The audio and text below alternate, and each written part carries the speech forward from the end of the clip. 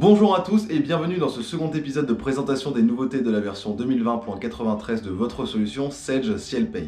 Dans cette vidéo, nous allons aborder l'enrichissement des contrôles en DSN, notamment avec les contrôles de la base assujettie. Afin que vous compreniez bien tous ces enrichissements, nous allons retrouver votre référent produit Christelle pour qu'elle nous explique tout ça en détail. Pour éviter effectivement d'envoyer des bases assujetties à 0 dans votre DSN, deux contrôles ont été ajoutés.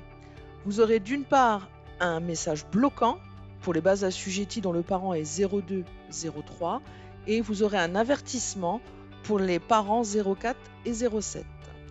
Concrètement, quand en fait dans le logiciel, vous avez une cotisation qui est sur le parent 02 ou 03 et vous avez la question voulez-vous reprendre cette base assujettie à non et qu'aucune cotisation n'est typée à oui, dans ce cas-là vous aurez ce message. Je vais vous montrer tout de suite dans le logiciel où se situe cette option.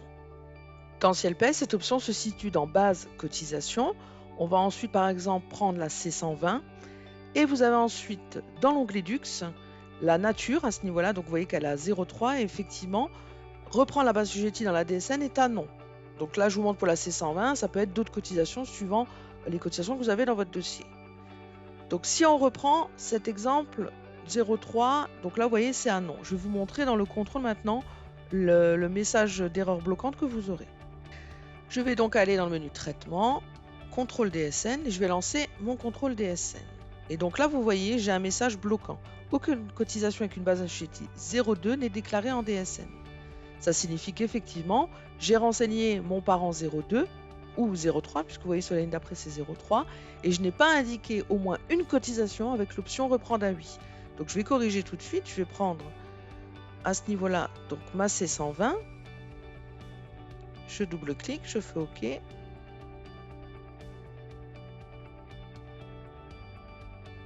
Je vais dans l'onglet Dux et là effectivement je suis en 0,3. Donc je vais mettre un oui. Donc là vous voyez mon message a disparu. Je vais faire pareil pour le 0,2. Donc le 0,2, je vais prendre ma C130. Dux, je regarde effectivement je suis à non. Donc je vais au moins mettre celle-ci à oui. J'enregistre et là le message disparaît. J'ai ensuite, là on a vu c'est un message bloquant, c'est-à-dire que vous ne pouvez pas aller plus loin tant que vous n'avez pas corrigé. Maintenant on a également l'avertissement pour le 04 et le 07. Donc là je vais aller par exemple sur celle-ci 04, je vais prendre ma C115. Donc on va voir qu'effectivement elle est bien en 04 et là c'est un non, donc je vais mettre au moins une cotisation à oui. Et donc là les messages disparaissent. Donc on retient quand c'est des parents 02, 03 et que la base assujettie est un non, la question pour la base assujettie est un non, pour toutes les cotisations typées avec ce parent, vous aurez un message bloquant. S'il s'agit d'une cotisation qui est sur un parent 0407 et pour lesquelles à la question reprend la base assujettie en DSN, toutes les cotisations sont à non, vous aurez un message d'avertissement. Dans le premier cas, vous ne pourrez pas générer votre DSN. Dans le deuxième cas, quand c'est un avertissement, comme vous le savez, vous pouvez générer la DSN. Mais effectivement, c'est pour attirer votre attention que vous puissiez vérifier que votre paramétrage est cohérent. L'AKB qui vous parle de ce sujet est la 117 971. N'hésitez pas à la consulter dans la base de connaissances.